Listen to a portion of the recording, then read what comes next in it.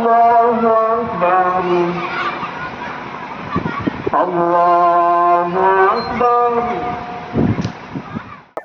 পবিত্ৰ ৰমজান মাহৰ এমাহজোৰা ৰোজাৰ অন্তত আজি ঈদুল ফিতৰ। ঈদুল ফিতৰ উপলক্ষে সমগ্ৰ দেশজুৰি এক উৎসাহ উদ্দীপনা পৰিলক্ষিত হৈছে। মই বৰ্তমান উপস্থিত আছোঁ নগাঁও জিলাৰ জাজৰি অঞ্চলত আৰু জাজৰি ঈদগাহ মৈদামটো বৰ্তমান দেখিবলৈ গৈছে এক উৎসৱমুখৰ পৰিৱেশ। যিহেতু পুৱাৰ পৰা বৃহত্তৰ অঞ্চলৰ ৰাইজে আহি যি জাজৰি ঈদগাহ মৈদাম, সেই ঈদগাহ মৈদামত বৰ্তমান নামাজ আদায় কৰিছে আৰু মই দেখুৱাইছোঁ সামগ্ৰিক পৰিৱেশ আৰু ইজনে সিজনক এনেদৰে ঈদৰ শুভেচ্ছা জ্ঞাপন কৰিছে।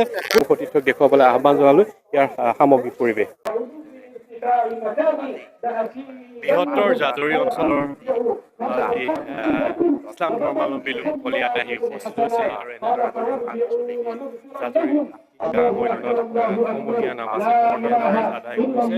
মই এই যি জাজৰি ঈদগাহ মৈদামৰ সামগ্ৰিক পৰিৱেশ দেখুৱাই গৈছোঁ। এনেদৰে দেখিবলৈ পোৱা গৈছে সকলো শিশুৰ পৰা ধৰি সকলো আজি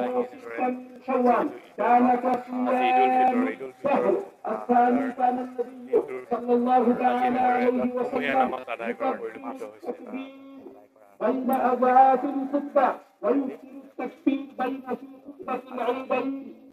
শান্তি সম্প্ৰীতি এটা কথা পাইছোঁ, এখন ক্ষেত্ৰ পাইছোঁ। এইখিনিতে আমি দুখ পাইছোঁ যে আমি কালি কিছুদিন আগতেই আমাৰ মৰমৰ শিল্পী জুবিনদাৰ যি হেৰি কৰে আটাইয়ে পৰিকল্পিতভাৱে হত্যা কৰি আমাক যি অশান্তি দিলে তাৰ কাৰণে আমি দুখিত হৈছোঁ। আমি তেখেতৰ আত্মাৰ শান্তিৰ কাৰণে কামনা কৰিছোঁ আৰু সদৌ অসমবাসীকে আমি শান্তি সম্প্ৰীতি বজাই ৰখাৰ আহ্বান জনাইছোঁ। ধন্যবাদ। আমি কথা পাতিব বিচাৰিম যিগৰাকী মূল ইমাম, তেওঁৰ লগতো এবাৰ চেষ্টা কৰিম কথা পাতিবলৈ। যিহেতু আলহামদুলিল্লাহ আজি এক মাহ যোৱাৰ পিছত পবিত্ৰ ৰমজান আমি 30 দিন লাগাতাৰ ৰোজা ৰাখিছোঁ আৰু এই ৰোজাৰ বিনিময় আমি এই ময়দানত ঈদগাহত নিবলৈ আহিছোঁ।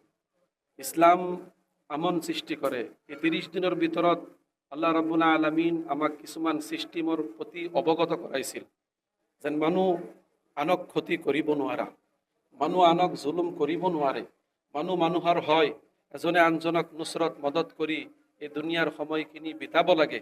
গতিকে এই 30 দিনত আমি যেনেকুৱা আছিলোঁ, আল্লাহৰ হৰদম হামেশা আল্লাহক ভয় কৰি চলিছিলোঁ, আমাক এই জাননী দিছে যেন আমাৰ যিটো হায়াত দিছে, সময় দিছে, এই সীমালৈকে কোনো নেদেখক, তেখেতে যেন আমাক দেখি আছে এই অন্তৰত ৰাখি আমি যেন কাকো অত্যাচাৰ নকৰি মিলিজুলি যেন আমি এই আল্লাহৰ জমিনত থাকিব পাৰোঁ আৰু এই সময়খিনিৰ ভিতৰৰ পৰা যিবিলাক হুকুম তেখেতে আমাৰ প্ৰতি নাফিজ কৰিছে, এই হুকুম মানি আমি বস্তুখিনিলৈ কবৰৰ সফৰ কৰিব পাৰোঁ।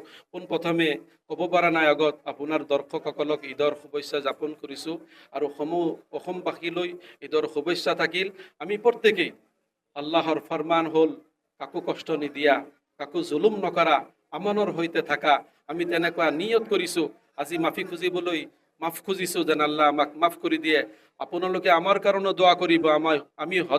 আমি সদায় অসমবাসীলৈ দোৱা কৰোঁ যেন আমাৰ এইখন অসমত প্ৰত্যেকেই মিলিজুলি যেন আমি থাকিব পাৰোঁ। আল্লাহ আমাক তৌফিক দান কৰক। ধন্যবাদ মই ঈদৰ শুভেচ্ছা জ্ঞাপন কৰাৰ কাৰণে। আমি আপোনালোকে আজি আহি পেলাই আমাৰ এই ঈদগাহ মৈদানত উপস্থিত হৈ যি আমাৰ মতামত গ্ৰহণ কৰিলে তাৰ কাৰণে আপোনালোকৰ চেনেলকে ধৰি আপোনালোক সকলোকে পৰিয়ালবৰ্গলৈ আপোনালোকৰ ধন্যবাদ জ্ঞাপন কৰি মই মোৰ বক্তব্য সামৰণি মাৰিছোঁ। মই দেখুৱাইছোঁ আচলতে ইয়াৰ পৰিৱেশ আৰু বিভিন্নজনে এনেদৰে ঈদৰ শুভেচ্ছা জ্ঞাপন কৰিছে। পঢ়িবলৈ পোৱা গৈছে যে আজি ঈদৰ সমূহীয়া নামাজ ইয়াত আদায় কৰা হ'ল। আপুনি বিচৰা বাতৰি পাব কেৱল নিউজ 18 এপত। নিউজ 18 এপ ডাউনলোড কৰিবলৈ স্কেন কৰক এই QR কোড। গুগল প্লে ষ্টৰতো পাব এই নিউজ 18 এপ।